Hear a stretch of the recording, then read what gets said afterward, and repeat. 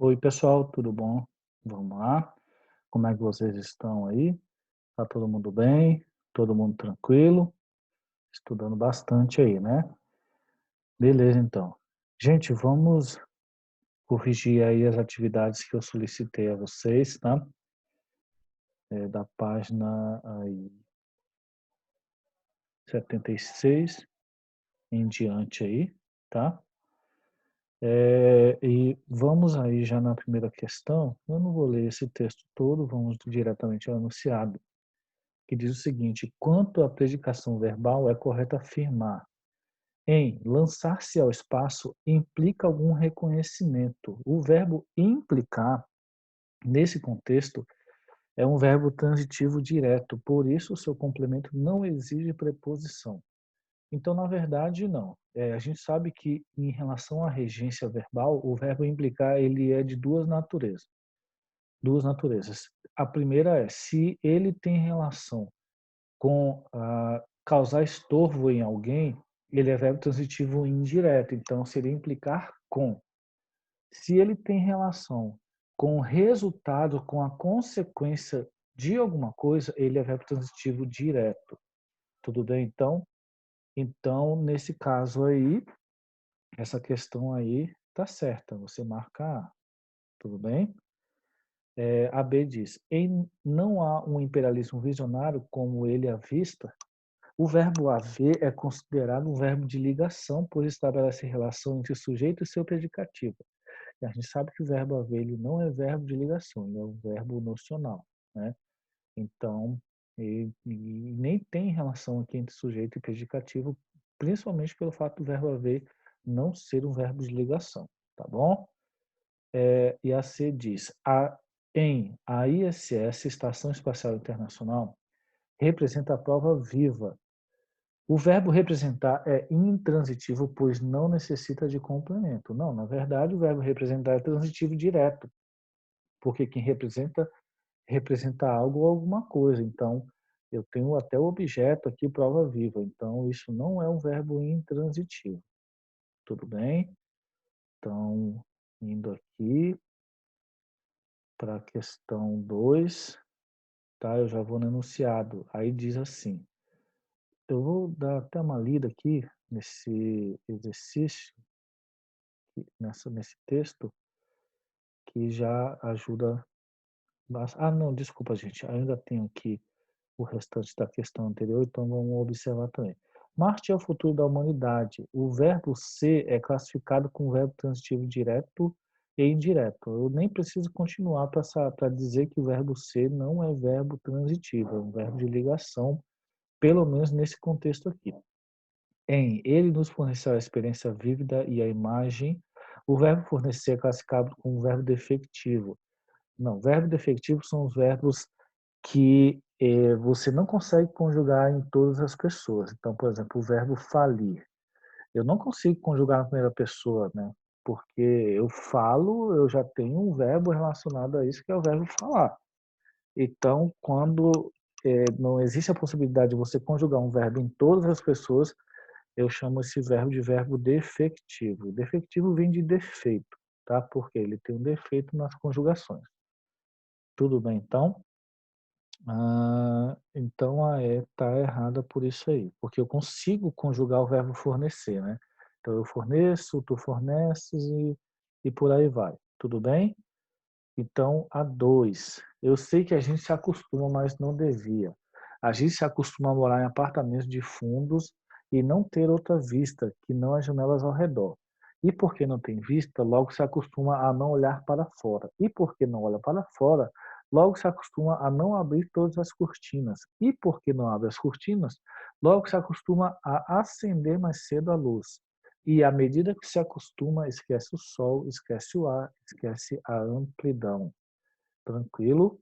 O enunciado diz: a progressão é garantida nos textos por determinados recursos linguísticos e pela conexão entre esses recursos e as ideias que eles expressam. Na crônica, a continuidade textual é construída predominantemente por meio do emprego de vocabulário rebuscado, possibilitando a elegância do raciocínio. Não, aqui não existe nenhum termo vocabulário rebuscado, nós temos termos bem simples para falar a verdade, tá? A gente sabe que vocabulário rebuscado tem relação com aquelas palavras que a maioria das pessoas não tem muito costume de usar, né? São palavras mais eloquentes, mais cultas. Então, esse texto não trabalha com vocabulário rebuscado, tá?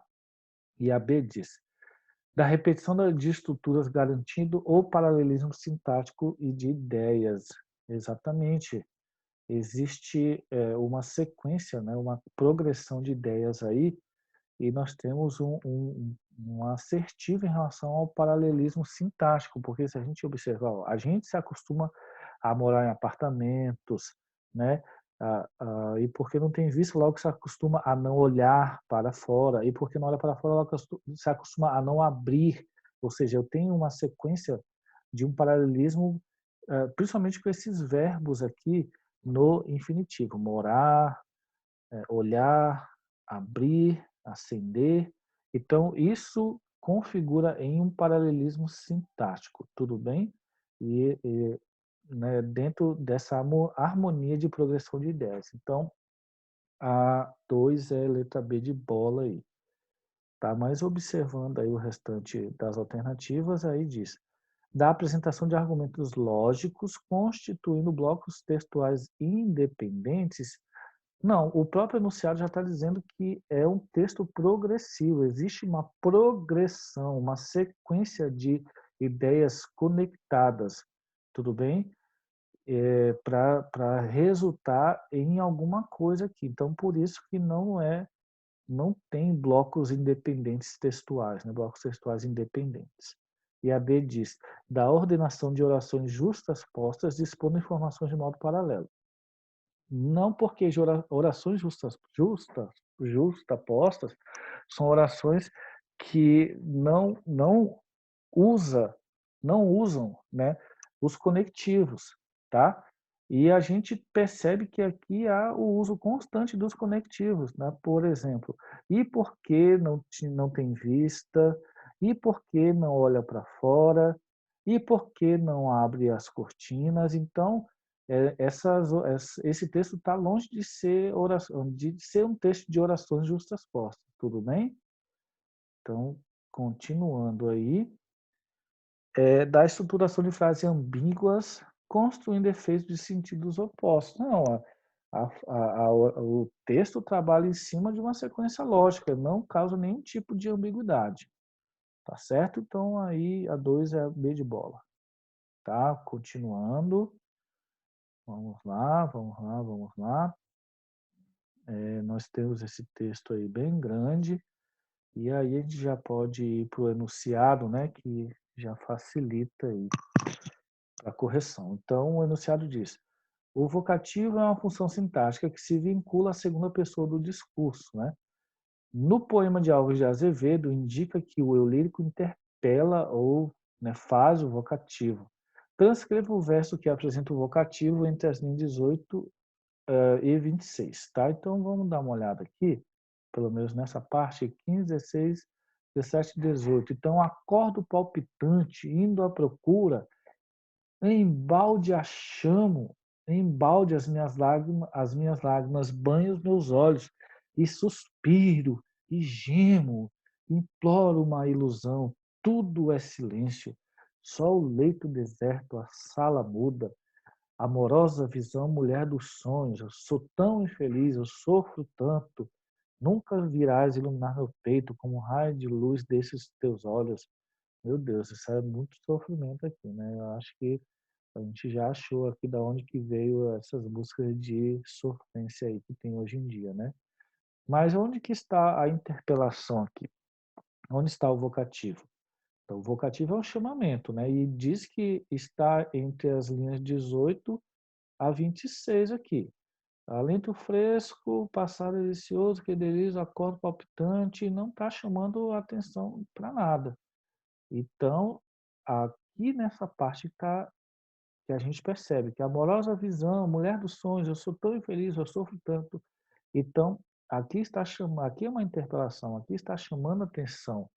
Isso é o vocativo, amorosa visão e mulher dos sonhos, tá? A é isso aí. Aí a B diz o seguinte: o poema de Alves de Azevedo faz amplo uso do recurso da inversão sintática. Especifica o termo da oração que está deslocado no verso abaixo e explicite a sua função sintática.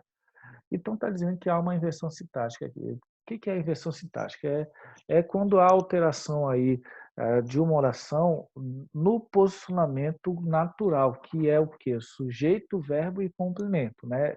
Esses são, essa é a sintaxe natural do período, né?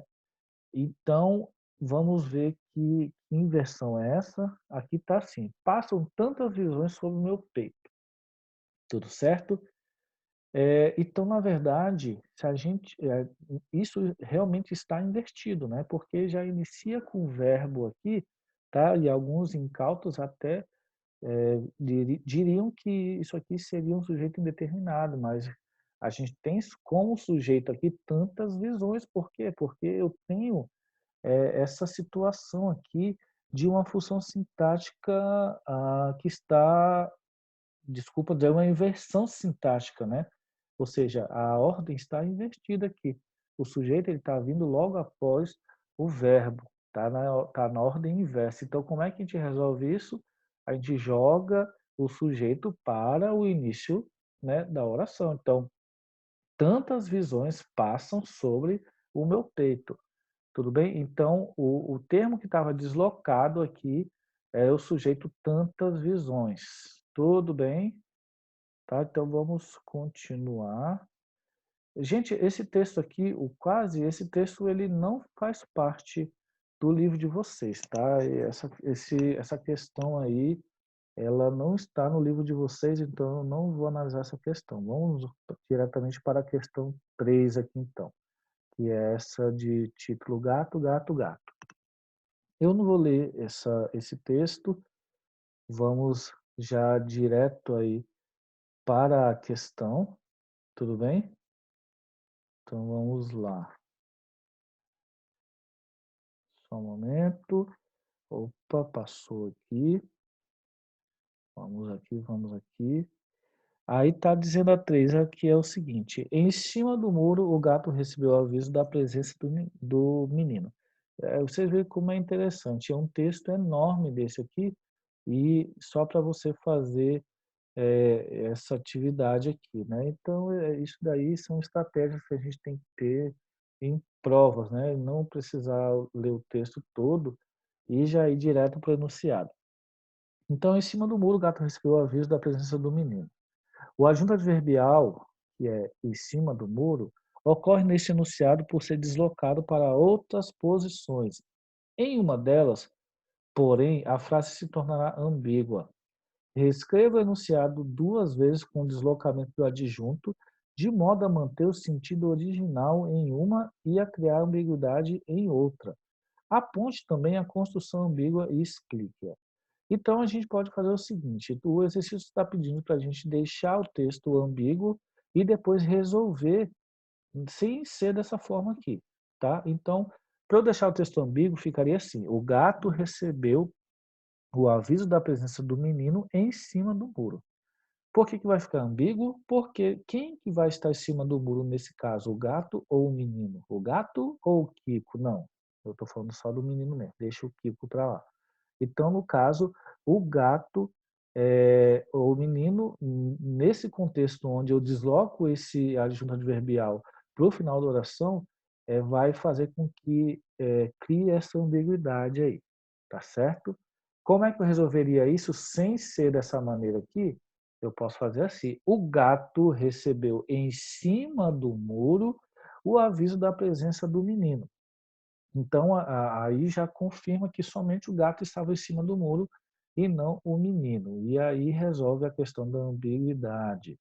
Beleza? Beleza. Então vamos para 4. Avalie a redação das seguintes frases: o futebol conquistou um papel na sociedade, tanto culturalmente como econômico e político. Os clubes buscam a expansão do número de associados, bem como reduzir gastos com publicidade. Doravante tais fatos, fica claro que o futebol exerce uma grande influência no cotidiano do brasileiro. O técnico declarou ao jornalista que para o próximo jogo ele tem uma carta na manga do colete. Então, reescreva as frases de 1 e 2, corrigindo a falta de paralelismo nelas. Então, nessas duas aqui não há um bom paralelismo. Então, vamos observar onde que isso acontece. Então, o futebol conquistou um papel na sociedade, tanto culturalmente, econômico e político. Então, aqui está a falta de paralelismo, tá? Porque culturalmente é um advérbio, econômico é um adjetivo e político é também outro adjetivo. Então, naturalmente, a gente poderia até trocar por exemplo, o papel na sociedade, tanto culturalmente, como economicamente e politicamente, né? Nós deixaríamos os três em forma de advérbio e resolveria o paralelismo. Ou a gente podia fazer o mais fácil, que é trocar somente culturalmente, que é um advérbio, por um adjetivo. Então, poderia ficar: o futebol conquistou um papel na sociedade, tanto cultural como econômico e político. E aí, no caso, nós teríamos um bom paralelismo aqui, porque teríamos três adjetivos se referindo a papel. Tudo bem? Aí, aqui diz: os clubes buscam a expansão do número de associados, bem como reduzir gastos com publicidade. Então, a falta de paralelismo está entre expansão e reduzir. Eu tenho que deixar os dois dentro da mesma função sintática aqui, né? Expansão é um substantivo e reduzir é um verbo. Então, como é que eu poderia resolver isso? Eu poderia transformar a expansão em um verbo, né? Então, ficaria assim: os clubes buscam expandir o número de associados, bem como reduzir gastos com publicidade. Aí manteria o paralelismo.